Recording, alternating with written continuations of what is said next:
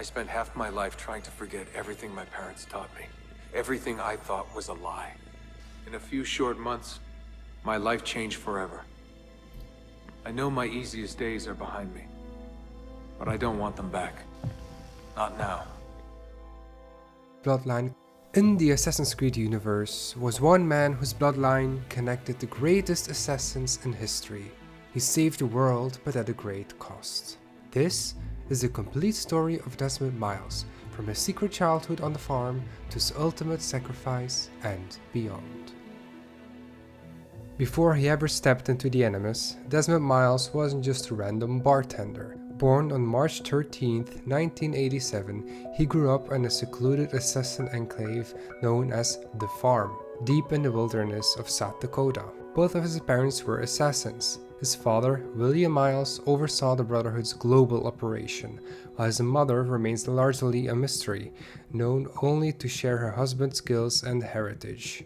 Through his father, Desmond descended from Ezio Auditore, Edward Kenway, Hatham Kenway, and Connor Kenway, also known as Radon Hagedon. From his mother's side came the bloodline of Altair ibn Ahad, along with the Egyptian, Japanese, Taiwanese, and French ancestry. This unique combination gave Desmond a high concentration of Isu DNA, making him a prime candidate for the Animus and prone to powerful bleeding effects. For Abstergo, that meant one thing: the ultimate subject. The farm was an off-the-grid compound of about 30 people. Children there weren't told much about the outside world, only that it was dangerous and full of Templars waiting to kill them. From an early age, Desmond was trained in parkour, stealth, survival, and Templar recognition. The catch? He never understood why it mattered. No one explained the true nature of the assassin's fight. To him, the farm wasn't really a home. It was a cage. His parents felt more like wardens than family, and his secrecy bred frustration and distrust. Later in life, he would eventually find out why his training was so important in a not so pleasant way. Because of the distrust and frustration, Desmond stopped believing in his parents' lifestyle. He believed the stories of Templars and Abstergo, the modern-day Templars, were paranoid nonsense. He felt he was being brainwashed. Instead of becoming whatever his parents wanted him to become, Desmond decided to pursue his own dreams. So on his 16th birthday in 2003, using the minimal training of assassin skills he had obtained from his parents, Desmond fled from the assassin compound. Because of his training, he managed to outrun and avoid the assassins who had pursued after him. Hitchhiking his way through the Badlands, he eventually met someone who told him New York was a perfect city to disappear. And also around 2005, he apparently and unknowingly conceived a child named Elijah with a random woman. During his time in New York, Desmond lived under fake names and paid for everything in cash and avoided technology to stay invisible to both assassins and Templars. He took a job as a bartender at a place called Bad Weather, which sounds like a major red flag. Ironically, his specialty drink was a Shirley Templar, which is a Shirley Temple cocktail with gin. He thought he'd covered his tracks, until Abstergo managed to trace him through fingerprint which he needed for his motorcycle license. On September 1st of 2012, under the orders of Master Templar Daniel Cross, Abstergo succeeded in kidnapping him and erased all traces of his disappearance. From there, Desmond was taken to an Abstergo lab in Italy and officially became Subject 17. When Desmond woke up in Abstergo's facility, he was greeted by Warren Vidic, the director of the Animus project at Abstergo Industries. Vidic pretended Desmond was just a regular bartender, carefully hiding the fact that he already knew about his assassin lineage and DNA. The Animus, Vidic explained, could access the memories of his individual's ancestors by reading the genetic information stored in their DNA. Vidic claimed they needed Desmond's help to access a specific ancestor's memory. What he didn't say was that they were looking for a piece of Eden. Pieces of Eden are essentially technologically advanced devices created by the Isu, a civilization that came before. Each piece of Eden varies in design and function. When Desmond hesitated to cooperate, Vidic threatened him. Desmond could either cooperate, or they'd induce a coma and finish their work without him. With no real choice, Desmond agreed.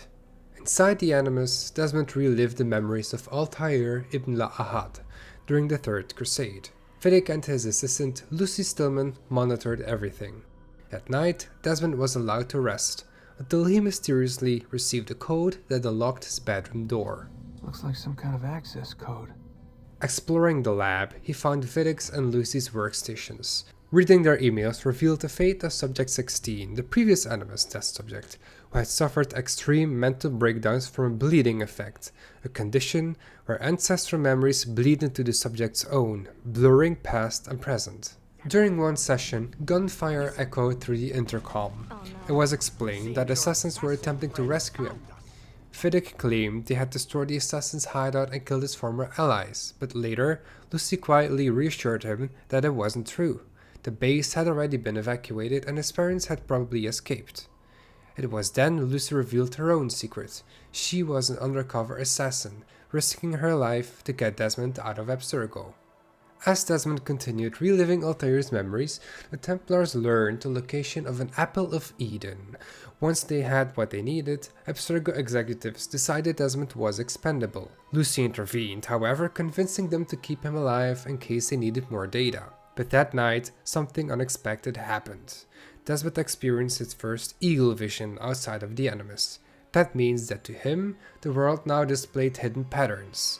Enemies glowed red, allies blue, and mysterious messages appeared where no one else could see them. With Desmond's eagle vision, he saw the walls and floor in his room recovered in cryptic symbols, messages left behind by Subject 16.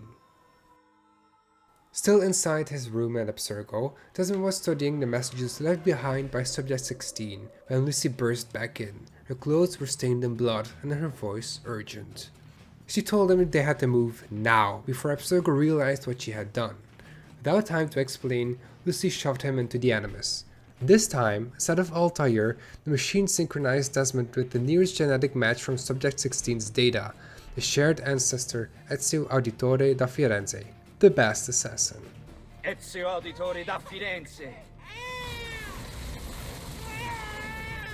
Moments later, Lucy pulled him out and grabbed the Animus data core, and they made their escape.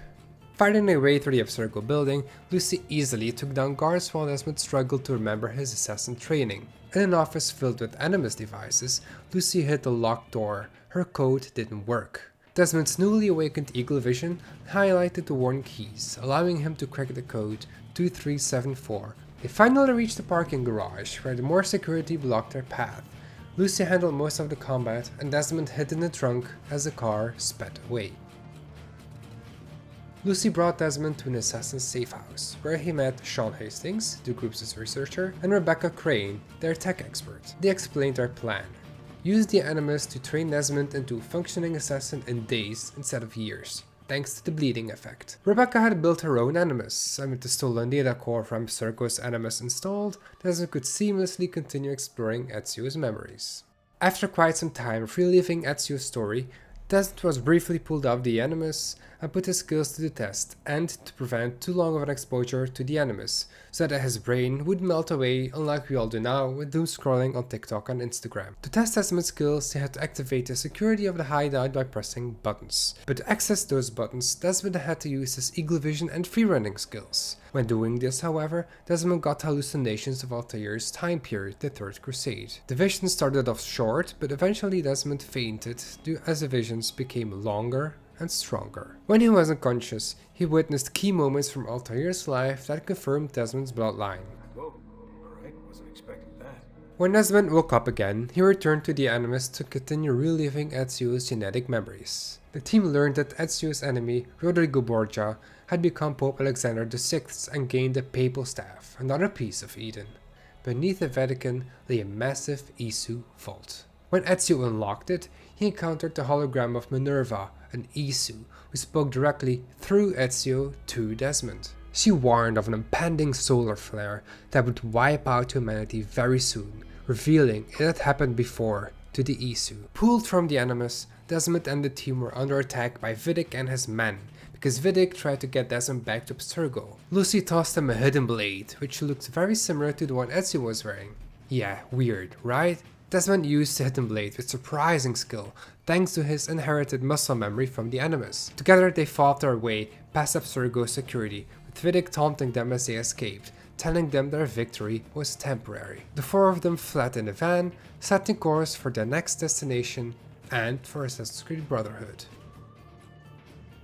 After their escape, Desmond, Lucy, Sean and Rebecca headed for one of the Brotherhood's last safe havens in Italy, Villa Auditore in Monteriggioni, Ezio's former home. Since Abstergo could trace them through modern networks such as cell phone towers, they set up their new base in the villa's underground sanctuary. The only way in that they knew of, however, was blocked, so they needed to find an alternative route to the sanctuary. While exploring the grounds, Desmond experienced more bleeding effect visions. Ezio's memories guided him to a high point where he performed his first leap of faith. Lucy sensibly took the safer way down. The haystack conveniently landed them right next to the tunnel leading into the sanctuary. Inside, another Desmond vision showed him fleeing from the area, hinting at some hidden danger. Desmond worried about ending up like Subject 16, obsessively painting symbols on the walls. Eventually, upon arriving at the sanctuary, Desmond and Lucy opened a secret bookcase door from Ezio's uncle Mario from the inside, so that Sean and Rebecca could easily make their way to the sanctuary with the equipment. That's when Desmond saw some numbers written on the wall in his eagle vision: 1419, 1420, and 1421. Sean had a theory that those numbers were dates, but decided to keep researching. They continued to unload their equipment and set up the Animus in the sanctuary, continuing the Animus sessions and thus Ezio's story. As Desmond relived Ezio's memories in Rome, he found hidden puzzles of Subject 16. Solving them transported him to the Animus' strange data corridors, where he met the digital construct of Subject 16, named Clay Kaczmarek. Clay mentioned Desmond's son, a revelation left completely unaddressed in future games. I cannot. The son. Your son. Too weak. Completing Ezio's storyline led the team to the Colosseum in Rome, where Ezio had once hidden the Apple of Eden. The strange dates from the sanctuary turned out to be a code, 72, symbolizing 72 names of God, needed to unlock the vault. The group drove the van to the Colosseum, where Desmond's freerunning skills were put to the test as he navigated the ancient ruins of the Colosseum. As Desmond made his way through the ruins of the landmark and the path of the Lair of Romulus underneath, Lucy Simon realized that the current date, October 10, was exactly 72 days away from Sergo Industries' satellite launch on December 21st, eventually reaching the Basilica di Santa Maria in Aracoeli, built atop an Isu site dedicated to Juno. While navigating the Basilica, Desmond had visions of Juno. In these visions, Juno basically explains that the vaults were created as places to hide away knowledge. However, only Desmond could see and hear her. Inside the Basilica, Desmond and the team located a massive elevator. Synchronizing his DNA with the pedestal of the elevator, it rode down to a vast chamber, the Colosseum Vault. Desmond then again had to use his freerunning skills to pull several levers that pulled up a stairway to the center platform that held Ezio's Apple of Eden. As Desmond touched the apple, time seemed to freeze around him. Juno's voice filled the room, explaining that his DNA activated the artifact. Juno told him that his journey would begin on the 72nd day before the awakening. That day was October 10, meaning that in 72 days it would be December 21st. And that day became the official day that the disaster would hit the Earth. Without warning, she took control of his body through the apple and forced him to stab Lucy with the hidden blade that Lucy gave him. Freed from Juno's control, Desmond collapsed into shock.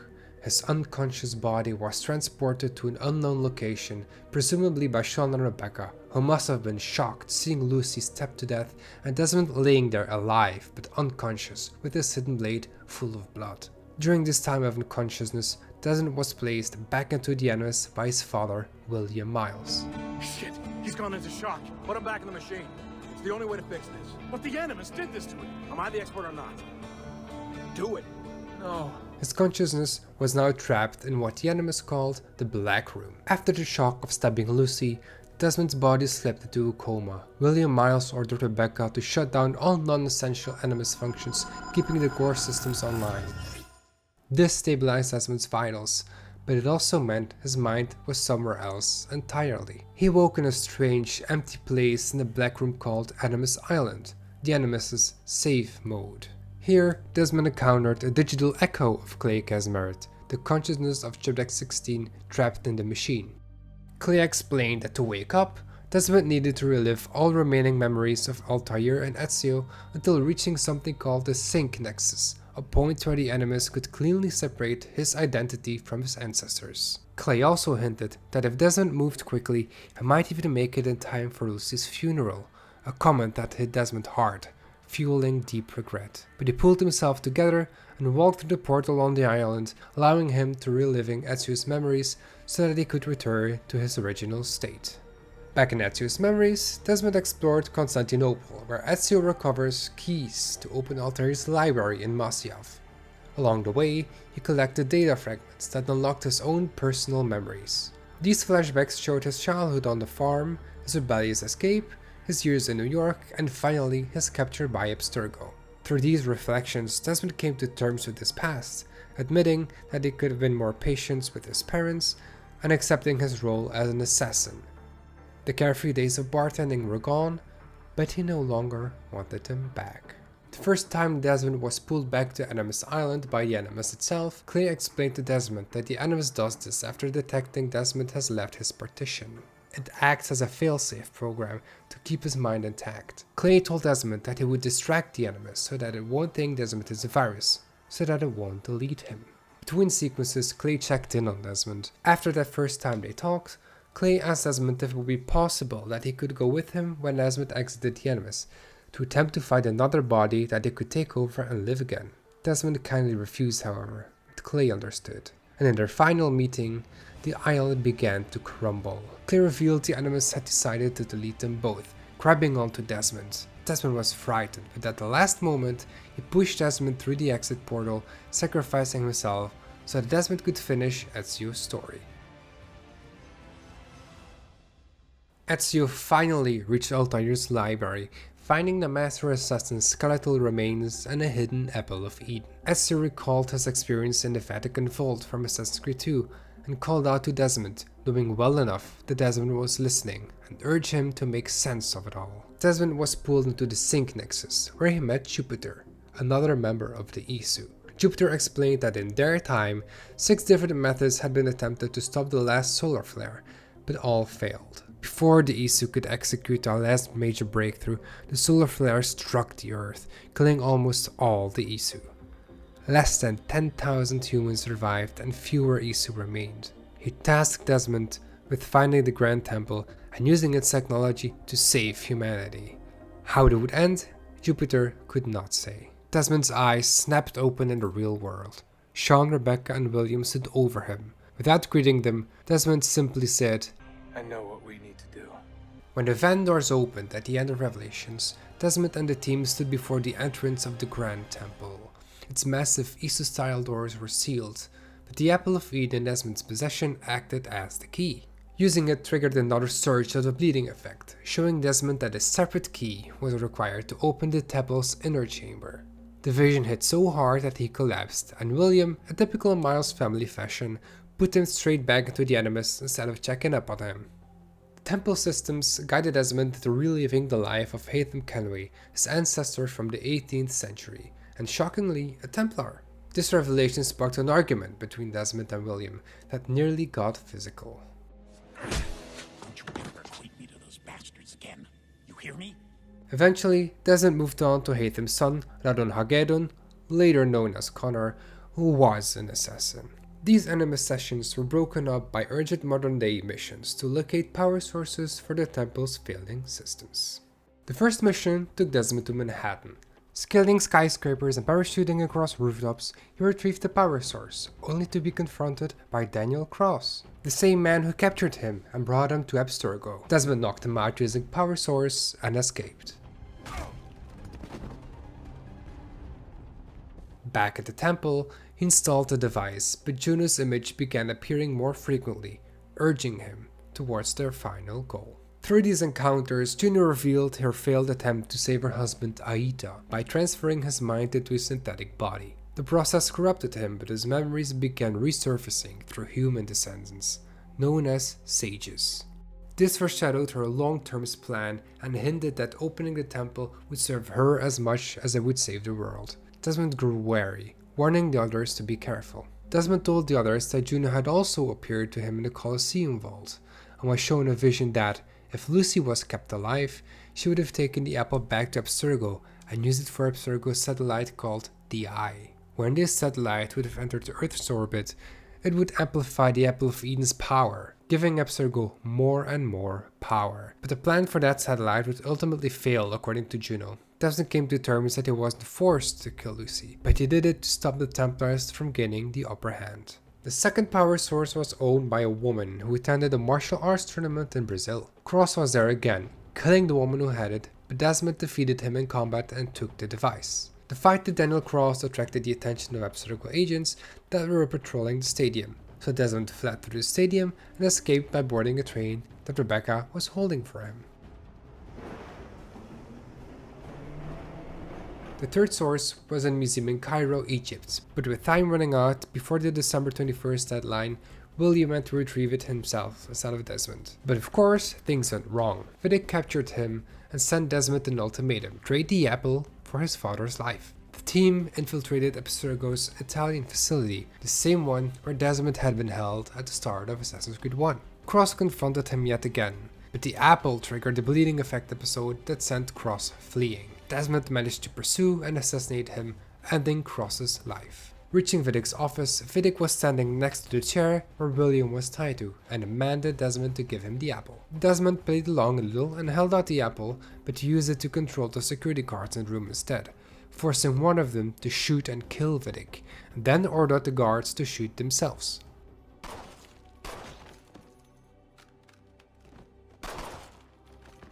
Desmond then freed his father, took the power source, made his way out of the building, using the apple as a protection from the rest of the guards. With all the power sources in place, Desmond learned that Connor had once possessed the temple's key.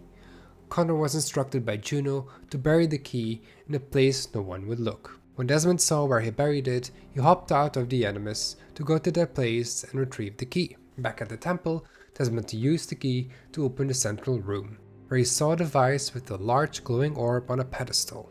Familiar architecture to Desmond. The assassins were greeted by Juno, urging Desmond to touch the orb so that the world would be safe. But Minerva suddenly stepped in, urging Desmond not to do it. Minerva explained that Juno had used Easter technology to try and conquer the world rather than saving it. Juno was then sealed inside the temple so that she would not continue and succeed in doing so. The device would save the world from the coming solar flare, but would also kill Desmond and release Juno. Juno countered by telling him what would happen if Desmond chose Minerva's path. The earth would burn and the majority of the population would die. Desmond would become a symbol of hope and love for the new world. But when the time came that Desmond died, the message would be misinterpreted by his followers, leading to war, just like religious conflicts we have in real life throughout our own history. Desmond had made his decision, believing humanity could find a way to stop Juno, and ordered William, Sean, and Rebecca to leave. Despite his father's pleas to change his mind, he stepped forward and touched the orb. Energy surged his body, his skin glowed, his body shook, and then, lifeless, he collapsed.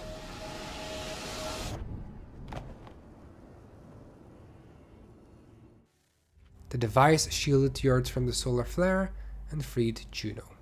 It is done. The world is saved. You played your part well, Desmond. But now it's time that I played mine. On December 21st, 2012, at only 25 years old, Desmond Miles gave his life to save the world.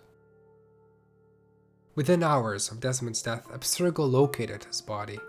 The sample recovery unit performed an autopsy and found his remains in remarkably good condition, except for severe burns to one arm and fused bones in his right hand. Abstergo collected personal items such as his backpack, phone data, and, most importantly, DNA samples. Uploading his genetic material to a cloud gave him full access of his ancestral memories, which became the core of the Sample 17 project. Using these, Abstergo Entertainment employees explored the lives of Edward Kenway, Haytham Kenway, and Connor Kenway for corporate gain. Desmond's recovered phone revealed personal photos and voice memos, some expressing regret for leaving the farm, others confirming his acceptance of his role in stopping the catastrophe. After Desmond's sacrifice, his story didn't quite end. In the comics, we discover that years earlier, around 2005, Desmond had unknowingly fathered a son, Elijah. Elijah was born with an unusually high concentration of Isu DNA, just like his father, but even stronger. In fact, Elijah turned out to be a sage, the reincarnation of Juno's husband, Aita. Elijah's mother took him to a seemingly ordinary clinic in New York, which secretly turned out to be run by Abstergo. There, the Templars discovered who he really was. To them, Elijah wasn't just Desmond's son. He was the perfect subject, someone they dreamed of keeping in the Animus for decades, extracting memories and data from his unique DNA. But Elijah escaped Abstergo's grasp and was drawn into something even stranger, Juno's modern-day cult. These were followers who saw Juno as a goddess, working to resurrect her influence in the world. Eventually, Elijah turned against her. Elijah killed Juno, ending her presence once and for all. This abruptly ends the long-running plotline teased since Assassin's Creed 2 and comics that nobody reads. Since Assassin's Creed Black Flag, Desmond wasn't really mentioned anymore, but in Valhalla, which is not an Assassin's Creed game, let's be honest you guys, it's revealed that while Desmond's body died in 2012, his consciousness survived. Activated Grand Temple's device transferred his mind into an Isu digital construct known as the Grey, a simulation of time and possibilities. Here he became the Reader, an entity who scans countless timelines, seeking ways to prevent future disasters. Where eventually, in 2020, modern-day assassin Laila Hassan entered the Grey, met Desmond, and chose to stay, working alongside him to prevent new potential threats. And that's the story of Desmond Miles, from a reluctant assassin in training to the man who saved the world, lost his life, and transcended into something beyond human. This video took a lot of time to make, so I'd really appreciate it if you gave this video a thumbs up. I usually upload playthroughs, so feel free to check those out if you're interested. I'll link them down in the description. If you like my content, feel free to subscribe so you won't miss out on my future content. Check out my Instagram if you even care. It's just Creating Gaming, the same as my YouTube name basically. I also quickly want to show off the fact that I met Desmond's voice actor in London North at Heroes Comic Con in Brussels. He was so sweet, talented, funny, and much more than that. I really can't express how lucky I was to meet such a remarkable person. If he happens to see this video, I just want to say thank you for all your hard work and portraying such an amazing character in an evenly amazing way. So if you've made it this far into the video, I thank you so much and I really wish you the best rest of your day and I hope I'll catch you in the next video. Bye!